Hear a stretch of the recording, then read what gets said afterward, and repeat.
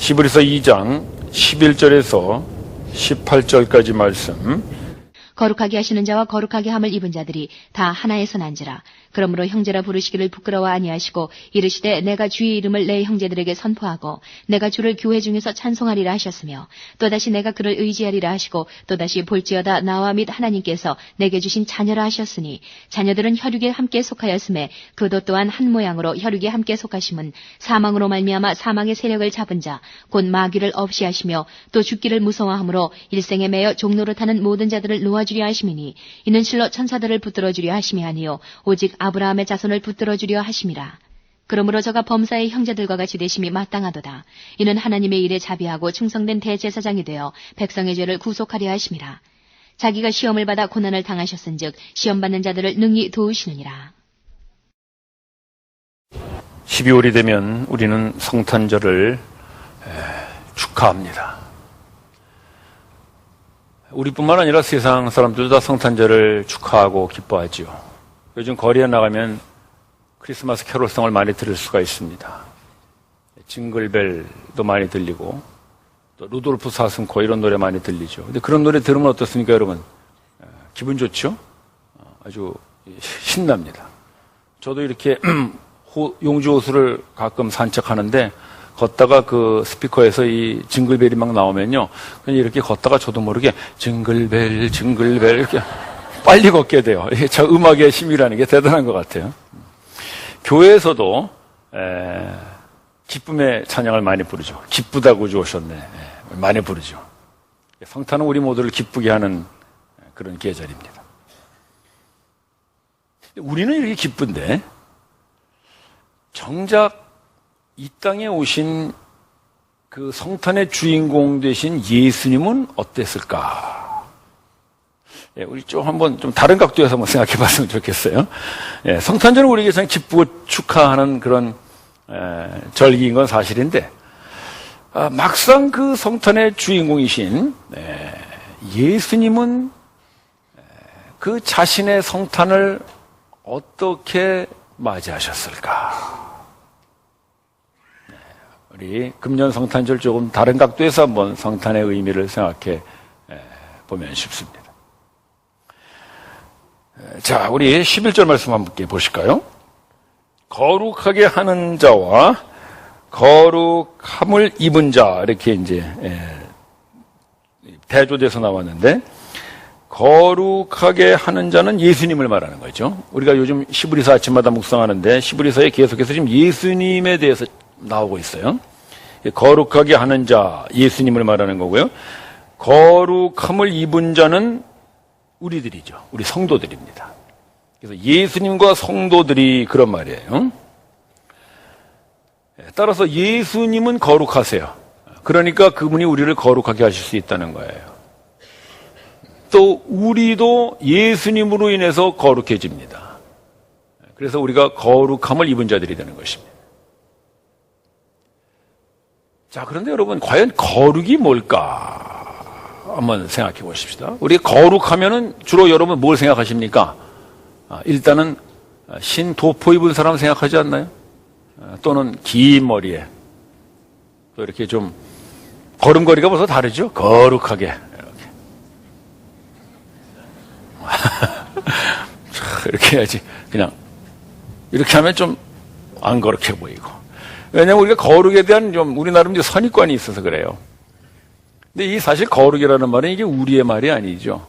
인간 속에서 나오는 말이 아니고, 거룩이라는 말은 하나님께만 붙여지는 말이었어요. 그래서 거룩하신 하나님, 거룩하신 성령님 이렇게 하죠. 거룩하신 예수님. 그래서 거룩하신 하나님 아버지, 성부 이렇게 하잖아요. 거룩하신 아들 예수님, 성자, 거룩하다는 말이에요. 거룩하신 영, 성령, 그렇게 하는 것입니다.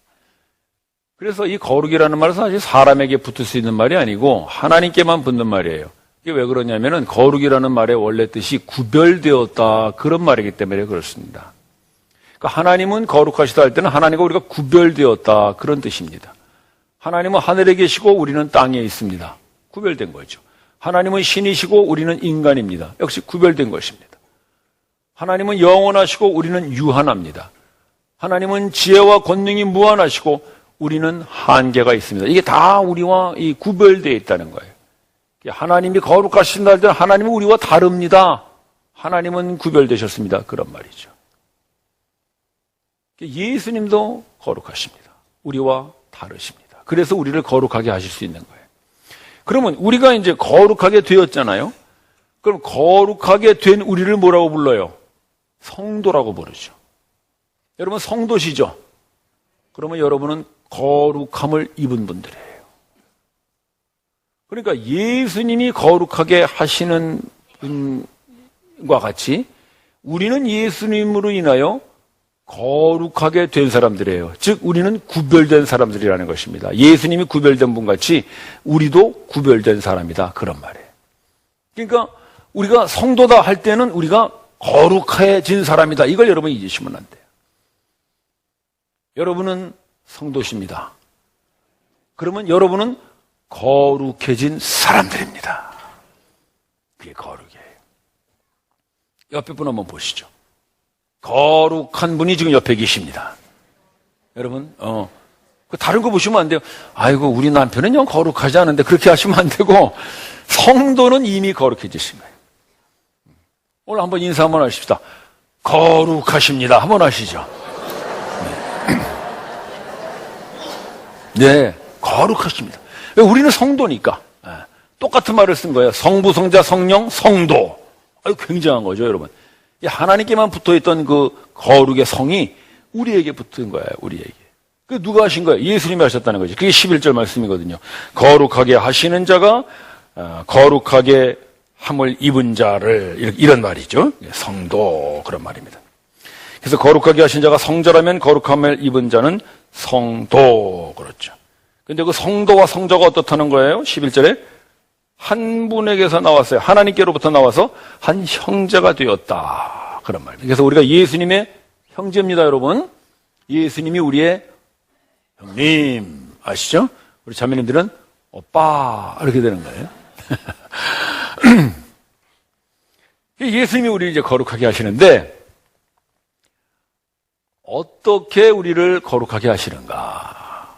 우리 그 부분을 좀 봅시다. 14절 한번 보시죠. 14절 아주 중요한 말씀인데, 자, 14절에는 또 자녀라 그랬어요. 자녀. 자, 14절 제가 한번 읽을게요. 자녀들은 혈육에 함께 속하였고, 그라는 것은 예수님을 말하는 겁니다. 예수님 또한 그 모양으로 혈육에 속하셨어요. 여기 자녀라고 한 것은 이제 우리 성도를 또 다른 말로 표현하는 거예요. 오늘 본문에서 성도를 여러 가지로 표현하시는데요. 11절에서는 거룩함을 입은 사람 또는 예수님의 형제 이렇게 표현했어요. 12절에서도 역시 형제라고 표현했죠. 12절에도 보시면 그가 형제들 앞에서 선포하셨어요. 예수님이 내가 선포하였다고 그랬죠. 역시 성도들을 말하는 것입니다. 근데 14절에서는 자녀라고 그랬어요. 그러니까 예수님의 형제니까 동일한 하나님의 자녀다. 그런 뜻으로 쓴 거예요. 그러니까 형제, 자녀 모두 다 우리 성도를 말하는 것입니다. 근데 우리 성도들이 어떤 데에 속해져 있냐면은 14절에 보시면 혈육에 속해져 있어요. 혈육이라는 건 말 그대로 하면 살과 피라는 말이잖아요. 혈육. 물론 맞아요. 우리는 다 살과 피로 되어 있으니까 우리는 혈육에 속해져 있는데요. 이 혈육이라는 말 속에는 단순히 이 몸만 얘기하는 것이 아니라 또 하나 중요한 의미가 있는데 그건 육신이라는 뜻이 있어요. 육신. 여러분, 육신과 육체는 다른 겁니다. 육체는 말 그대로 우리의 몸이에요. 살과 피로 형성된 이 물질적인 몸을 말하는 거예요. 근데 육신이라고 할 때에는 그 인간이 가지고 있는 어떤 속성을 말할 때 육신이라고 말해요. 그러니까 육신적 육체가 있고 영적인 육체가 있습니다. 이게 또 어려워지는구만. 여러분 졸리실라. 그러니까 우리가 지금은 육신적 육체를 가지고 있는 거예요. 근데 우리가 부활하면은요 영적인 육체가 됩니다. 그리고 이게 똑같은 육체가 아니라는 거예요. 근데 우리는 지금 단순한 육체가 아니라 육신적 육체를 가지고 있어요. 즉 육신의 속성을 가지고 있는 몸이라는 거죠. 그게 뭐겠어요? 두 가지의 특징이 있는데 육신의 특성은 약함과 한계예요. 그 우리 뭐 쉽게 이해가 되죠? 우리 몸 다 약하잖아요. 나이가 들어가면 점점 더 느끼죠, 여러분? 몸이 약해져요. 늙고요. 그게 다 육신의 속성이기 때문에 그런 거예요. 우리가 부활하면은요, 부활한 육체를 입으면은 여러분 더 이상 늙지 않습니다. 기대하십시오. 지금 뭐 안 늙으려고 여러 가지 이렇게 그 주름살 피고 뭐 그 뭡니까 뭐 보톡스인가 그런 거 맞고 그러지 마세요. 여러분 그런 거 잘못 맞으면 이렇게 불어 터져. 근데 그런 사람 봤어요. 아유 불어 터져요. 안 됩니다. 우리가 부활하면 영원히 늙지 않는 그런 육체를 입기 때문에 우리 얼마든지 소망하면서 살 수 있습니다. 또 몸만 약한 것이 아니라요. 우리 마음도 약해요. 그래서 조그만 언짢은 소리 들으면 금방 마음이 상합니다. 저도 저희 집사람이 가끔 저에게 언짢은 소리를 내. 어떤 소리를 하느냐. 당신 왜 이렇게 설교가 지루하냐. 마음이 언짢아. 물론 저를 좀 이렇게 잘하라고 이제 하는 얘기겠지만 그래도 들을 때는 언짢아요. 그게 저 또 혼자 고민을 해. 어떻게 해야 우리 형제자매들이 좀 졸지 않고 잘 들을까? 하여튼 제가 애를 씁니다. 근데 졸면은 그거는 제 책임이니까 여러분 너무 걱정하지 마시고 그냥 좀 주무셔도 괜찮습니다. 자, 어쨌든 간에 그런 우리 마음이 상해요. 그 왜냐하면 약해서 그래요. 또 좀 이렇게 걱정거리가 생기면 잠 못 자죠.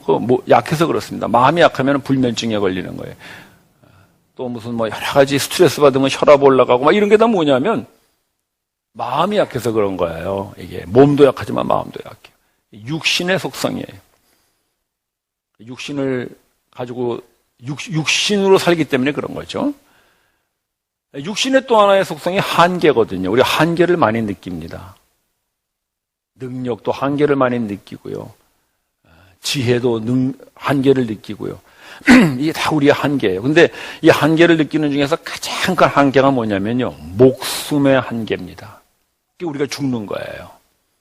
병에 걸려 죽든 뭐 사고가 나서 죽든 수명이 다해서 죽든 어쨌든 죽거든요. 그건 뭐냐면 우리가 목숨의 한계가 있는 인간들이라 그래요. 그래서 우리가 육신으로 산다는 것은 이 약함과 한계를 가지고 사는 거예요. 그게 우리예요. 그게 이제 지금 24절에 나오는 자녀들, 우리 성도들인데 자, 그 다음에 말씀해 보시면 그도 또한 우리와 같은 혈육으로 오셨어요. 그라는 건 예수님을 얘기하는 거죠. 근데 예수님은 어때요? 예수님은 거룩한 분이라고 그랬잖아요. 그러니까 예수님은 우리가 구별된 분이거든요. 우리와 구별됐다는 것은 우리는 약하지만 예수님은 어떻다는 겁니까? 강하다는 거예요. 우리는 한계가 있지만 예수님은 한계가 없어요. 그렇죠, 여러분? 예수님은 무한하시고 그분은 권능과 지혜가 무한하시고 그분은 목숨의 한계도 없어요. 그분은 영생하시는 영원의 세계에 계시는 분이에요. 그분이 예수님이에요. 우리와 구별되신 분, 거룩하신 분이에요. 근데 그 예수님이 어떻게 되셨어요? 우리와 함께 혈육이 되셨어요. 혈육이 되셨다는 것은 그분이 이 세상에 인간으로 왔다. 물론 맞는 얘기인데 단순히 몸을 입고 왔다는 것뿐만이 아니라 그 예수가 육신이 되어 왔다는 거예요. 육신. 육신의 특징이 뭐였어요? 약함과 한계라고 그랬죠. 즉, 그 영원하신 예수님이 이 한계의 세계 속으로 들어오신 거예요. 그게 성탄이에요.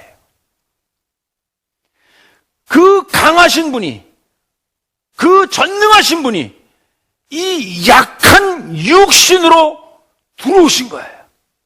그게 성탄이에요. 따라서 우리는 예수님이 육체로 오신 것을 성육체라고 안 하죠. 성육신이라 그래요. 단순한 육체로 오신 것이 아니라 육신의 속성을 가지고 오셨다는 거예요. 그래서 그분도 약했고 그분도 한계가 있었어요. 따라서 하나님이 신으로서 가장 큰 아픔과 고통을 겪는 일이 있었다면 그것은 바로 그 하나님이 그의 강함과 그의 영원함을 다 버리고 이 육신의 약함과 한계의 세계 속으로 들어온 사건, 바로 성탄이 하나님의 가장 큰 고난임을 여러분 기억하시기를 바랍니다.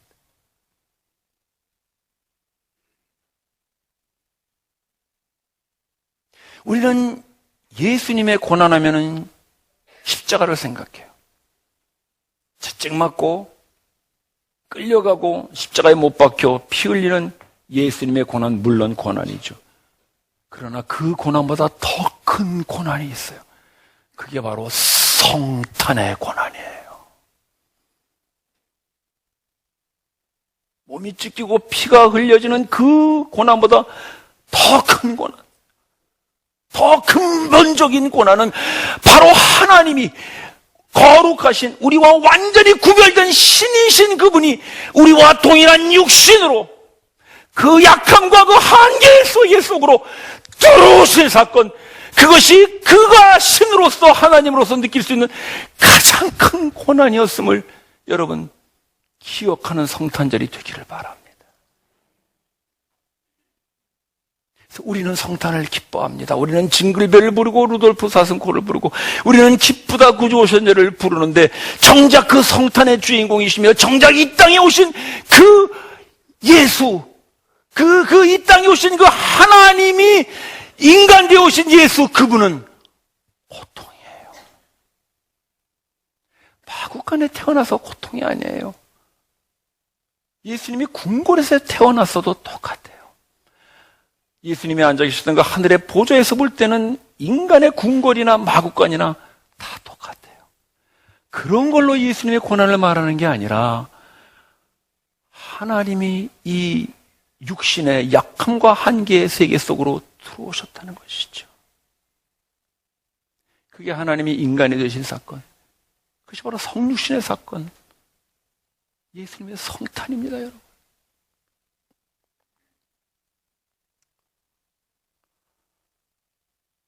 저는 참 이 본문을 묵상하면서 그런 생각을 했어요. 우리가 어렸을 때는 생일날 되면은 엄마한테 생일 선물을 달라 그럽니다. 엄마, 나 생일인데 뭐 사줄 거야 그러죠.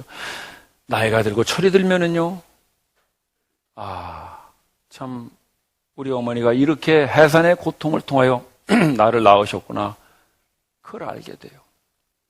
그래서 생일날 오히려 선물을 사들고 어머니께 찾아가죠. 어머니, 저를 낳아주셔서 고맙습니다. 제가 지난 제 아내 생일날 저희 장모님을 모시고 저녁 식사를 같이 했어요. 내가 그 얘기를 했지. 장모님, 제 아내를 낳아주셔서 고맙습니다. 우리 장모님이, 아이고 우리 강 목사 같은 사위 봐서 너무나 고맙네 그러시더라고요. 여러분 한 번씩 하세요. 어머니 살아계신 분은 어머니께 가서 여러분 생일에 낳아주셨다고 감사하세요. 우리가 어렸을 때는 모르죠. 그러나 우리가 부모가 되고 우리가 아이들을 낳고 키우다 보니까 나를 낳아주신 것이 어머니의 그 해산의 고통이 있었기 때문이구나 알게 돼요. 철이 드는 거죠. 여러분, 우리는 또 한 번의 성탄절을 맞이합니다. 언제까지나 어린애같이 선물 받는 성탄절을 기다리시겠습니까? 그 성탄 속에 담겨 있었던 바로 예수의 고난을 생각하는 그런 성탄이 되기를 바랍니다. 그래서 예수님께서 육신이 되어 오셨다는 것, 그것은 고난이에요. 하나님이 경험할 수 있는 최고의, 최악의 고난이죠. 예수님이 왜 그렇게 우리를 거룩하게 하시려고 이런 고난을 맞으면서 이 땅에 오셔야 했을까? 좀 오래된 영화인데 혹시 여러분 70년대 나온 영화 중에 디어 헌터라고 기억하실 거예요. 그때 한창 월남전이 아주 고조에 달했을 텐데요. 미국의 많은 젊은이들이 이제 월남전에 참가했죠. 우리나라도 물론 참전했습니다만은. 근데 그때 이제 미국에서 반전 시위가 굉장히 강했죠. 그래서 그 반전 영화로 나온 영화가 이 디언터입니다. 이제 그 배경이 그 미국의 시골인데, 시골 철강 공장 같은 데서 일하는 그런 평범한 청년들이에요. 미국의 젊은이들이죠. 그러니까 이제 걔네들이 이렇게 소집돼 가지고 이제 월남에 파병 나가는 겁니다. 근데 그 젊은이들 중에는 뭐 갓 결혼한 새신랑도 있고요. 또 이제 이 사슴 사냥을 취미로 하는 그런 젊은이도 있고요. 그래서 아마 제목이 디어 헌터라고 그런 것 같아요.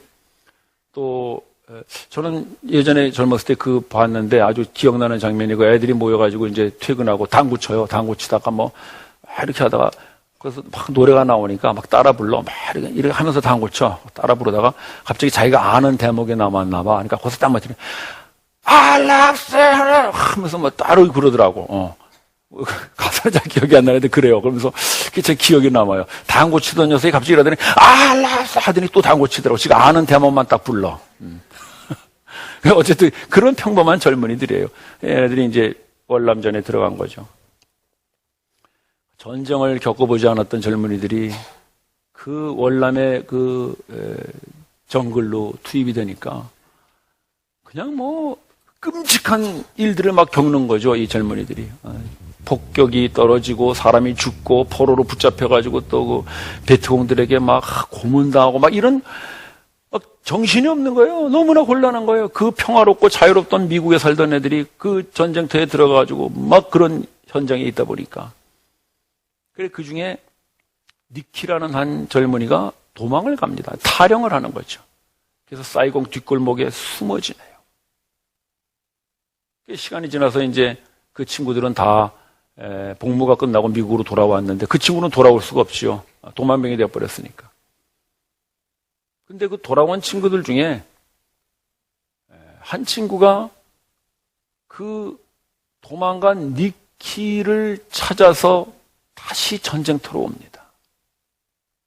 그 사람은 군복무가 끝났기 때문에 다시 들어올 필요 없는데 그 친구를 찾아서 다시 그 위협과 죽음이 있는 전쟁터에 이 친구가 찾아 들어와요.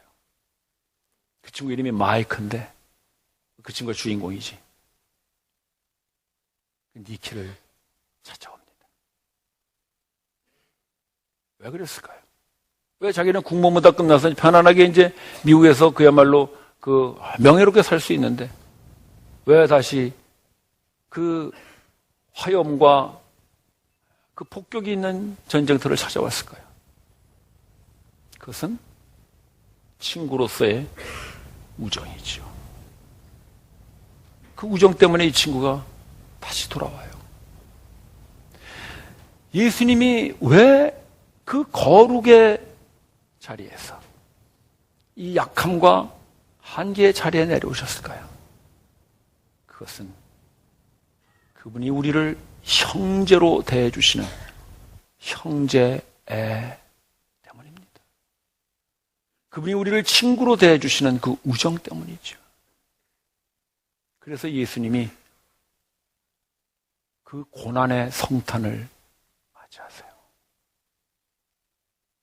따라서 우리는 기쁘고 우리는 즐거운 성탄이지만 사실 우리를 찾아오신 그 예수님은 마치 전쟁터 같은 이 세상 속에 그 사이공의 뒷골목같이 그냥 어둡고 축축한 곳에서 두려워하며 살고 있는 우리 인생들에게 예수님은 그 우정과 형제애로 찾아오신 사건, 그것이 바로 성탄입니다.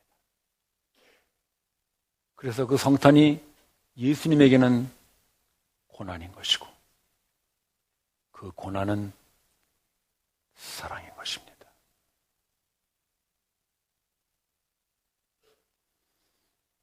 그 영화 속의 마지막 장면이 참 우리를 안타깝게 합니다.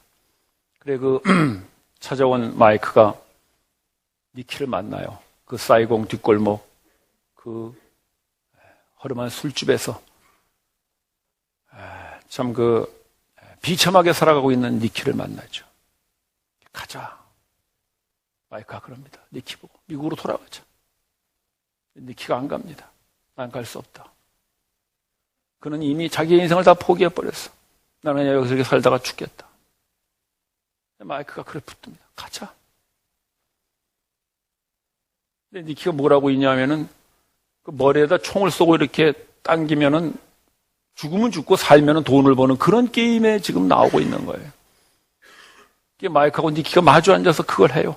그게 마이크가 이거 다 집어치고 가자. 친구로서 애원을 합니다. 니키가 나는 안 간다. 그리고 자기의 머리에 총을 대고 쐈는데 죽었어요. 이게 반전 영화니까 마지막에 그렇게 끝날 수밖에 없겠죠. 그래야 전쟁을 막는 그런 어떤 메시지가 될 테니까. 근데 그 영화를 보면서 다들 안타까워하죠. 니키 그냥 가면 되는데, 그냥 따라가면 되는데, 뭐 미국 가서 도망병이라고 뭐 감옥에서 들어가더라도 그게 낫지 않냐? 가면 되는데 니키는 안 가요. 아주 안타까워요. 형제자매 여러분, 지금 그 영화 속의 니키와 같이 안타깝게 살아가고 있는 사람들이 있어요. 바로 우리를 거룩하게 하시기 위하여 이 땅에 오셔서 우리에게 너도 이제 거룩하게 살 수 있다고 얘기하는 그 예수님의 말씀을 끝까지 거부하며 나는 거룩하게 살 수 없어요. 예수님이니까 거룩하게 살죠. 나는 거룩이라는 말과는 먼 사람이에요 라고 끝까지 그 술집의 뒷골목 같은 그런 어둡고 누추한 곳에서 그냥 그 거룩의 삶을 거부하고 그냥 세상에서 똑같이 섞여가면서 그렇게 살고 있는 바로 저와 여러분들이 그 영화 속의 니키가 아닌가 싶습니다. 성도라는 이름은 있어요. 우리는 예수님이 우리를 거룩한 자로 이미 만드셨어요. 근데 그렇게 만드시고 나서 예수님은 우리에게 네가 이제 거룩해졌으니 나와 같이 거룩한 삶을 살자고 우리를 이끄시는 거예요. 예수님이 성자이기 때문에 너도 성도 아니냐? 그러니 너는 나와 같은 형제가 아니냐? 너도 나와 같이 거룩하게 살 수 있다. 너도 나와 같이 구별되어 살 수 있다. 너도 나와 같이 이 세대의 패턴을 따르지 않고 하나님의 나라의 패턴을 따르고 너도 나와 같이 이 약함과 한계에 두려워하지 않고 이제 그 하나님의 강함과 하나님의 부요함으로 살 수 있다. 너도 나같이 구별된 거룩한 길을 갈 수 있다고 예수님이 오늘도 찾아오셔서 우리에게 그렇게 말씀하시는데 우리는 니키와 같이 나는 갈 수 없다고. 나는 거룩할 수 없다고. 나는 거룩한 삶을 살 수 없다고. 우리는 우리의 이 영광스러운 성도의 삶을 그냥 다 포기한 채 그냥 매주 와서 주님 나는 오늘도 거룩하게 살지 못했다고 나는 거룩하게 살지 못했다고 그렇게 니키와같이 주저앉고 있지 않느냐 이겁니다 여러분. 그러면서 우리는 성탄을 기뻐하고 축하하면서 노래를 부릅니다. 무엇이 기쁜 것입니까? 우리에게 정말 무엇이 기쁜 것입니까? 우리가 아직도 어린아이같이 크리스마스의 선물을 기뻐하는 것입니까? 이제는 우리도 철이 들지 않았나요? 이제는 우리도 어머니에게 선물을 사갖고 갈 만큼 우리의 생일에 해산의 고통을 겪으신 어머니에게 감사해야 될 나이가 되지 않았나요? 우리는 거룩한 사람들입니다. 우리는 성도입니다. 형제 자매 여러분.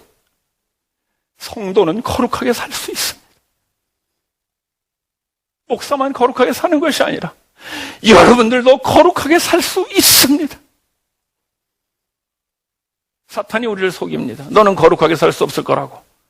너는 계속 그렇게 그냥 두려워하고 너의 약함과 한계 속에 떨면서 그렇게 살 수밖에 없을 거라고 우리를 속입니다.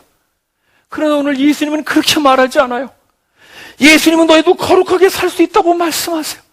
그래서 예수님이 그렇게 말하는 거예요. 마지막 18절을 보십시오.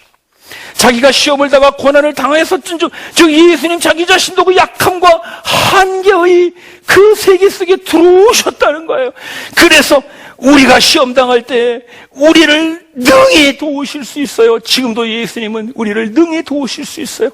그래서 그 네 길을 찾아온 마이크같이 가자고, 너는 갈 수 있다고, 너는 일어설 수 있다고 말씀하고 있어요. 형제자매 여러분, 오늘 여러분들을 향한 이 예수님의 애절한 말씀을 들으시기를 바랍니다. 여러분은 거룩한 사람들이에요. 여러분은 성도예요. 그래서 여러분들은 거룩하게 살 수 있어요. 여러분들은 구별되어 살 수 있어요.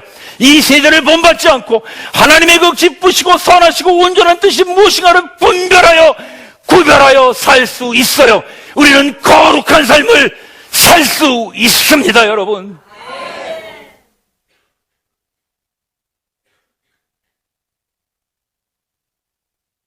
예수님은 그 약하고 한계 있는 육신으로 오셨습니다. 그래서 약하고 한계 있는 동일한 우리들에게 그렇게 말씀하십니다. 내가 너를 거룩하게 하였으니 너도 나같이 거룩의 삶을 살 수 있다. 성탄절 선물을 받기보다 그 고난의 성탄을 통하여 우리에게 이 거룩의 삶을 살게 해주신 예수님에게 나도 주님같이 이제는 성자 따라 성도로 살아가는 거룩의 삶을 그분께 성탄의 예물로 드리는 금년의 성탄이 되시기를 주님의 이름으로 축원합니다. 기도드립시다.